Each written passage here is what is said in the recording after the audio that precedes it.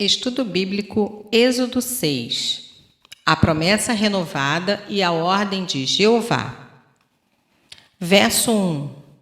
Em resposta à oração de Moisés, o Senhor afirmou que finalmente o palco havia sido preparado para lidar com Faraó, o qual, em consequência, apenas poderia implorar que Israel partisse.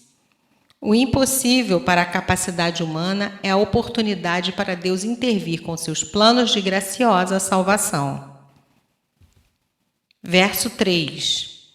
Deus tinha se revelado aos patriarcas como Deus Todo-Poderoso, em hebraico, El Shaddai. Gênesis 17, 1, 28, 3 e 35, verso 11. Era o nome empregado por todos os povos do Oriente Médio para descrever a Deus, mesmo entre aqueles que tinham perdido a ideia monoteística da divindade. O nome específico revelado para Moisés, quando lhe foram dadas as promessas da salvação, Êxodo 3,14, foi Eu sou o Senhor. É possível que o nome Jeová não fosse conhecido dos patriarcas, mas este não é necessariamente o significado da declaração aqui. Deus não se revelara no seu caráter de Jeová a Abraão, como agora iria fazê-lo a Israel. Na qualidade de Jeová, Deus iria agora redimir o povo de Israel, verso 6, adotá-lo como seu povo, verso 7, e introduzi-lo na terra prometida, verso 8. Por meio disto, eles conheceriam a natureza do Deus que disse, Eu sou o Senhor. Verso 2. Versos 4 e 5. Quando o verbo lembrar é usado em relação a Deus, quer dizer que ele está disposto a agir com base em suas promessas, e não simplesmente que as estava relembrando. Esta narrativa afirma a inclusão de todo o povo de Israel na aliança abrâmica. Gênesis 15, de 1 a 21 e 17, de 1 a 8. Que alcança a gloriosa plenitude do seu cumprimento na pessoa de Jesus Cristo. Verso 6. Depois de revelar seu nome, sua compaixão e sua aliança, Deus responde à oração de Moisés em capítulo 5, versos 22 e 23. Esse é o âmago da presente sessão, uma solene garantia da redenção e da reafirmação da aliança. Verso 7. Um dos grandes motivos para o Senhor fazer essa extraordinária demonstração do seu poder que viria a seguir era poder imprimir vivamente na mente e na consciência de Israel o fato de que ele, Jeová, era Deus. A repetição dos verbos na conjugação futura, 7 vezes, versos 6 a 8, marcou o envolvimento pessoal e direto de Deus com as questões de Israel.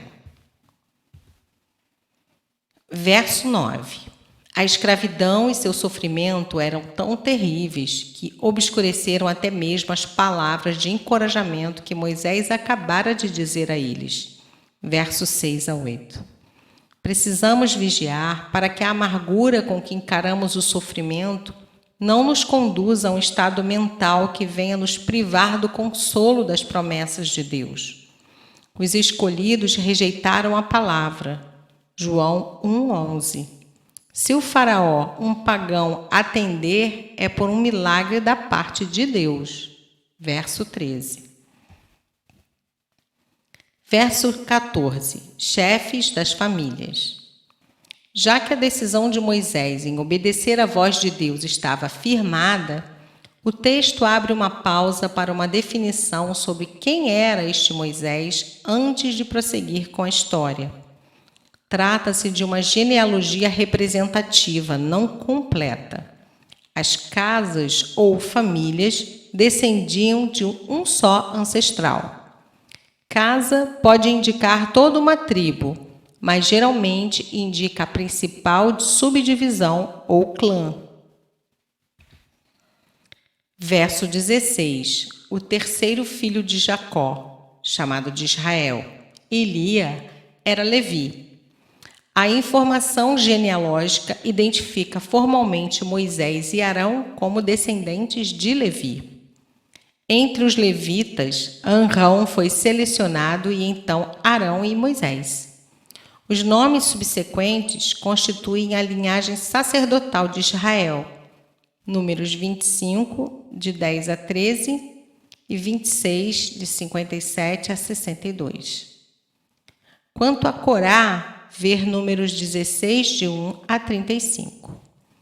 Igualmente listou os filhos de Arão, Eleazar e seu neto Finéias, ambos os quais se tornariam sumos sacerdotes de Israel.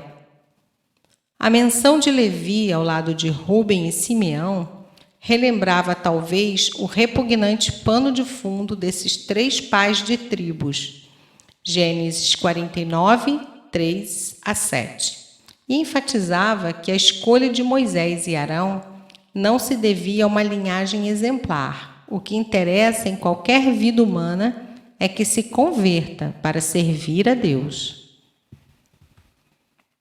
Verso 27. Moisés e Arão. Como irmão mais velho, capítulo 7, verso 7. Arão aparece em primeiro lugar na genealogia, verso 26. Mas como líder nomeado, Moisés tem precedência quanto a narrativa recomeça.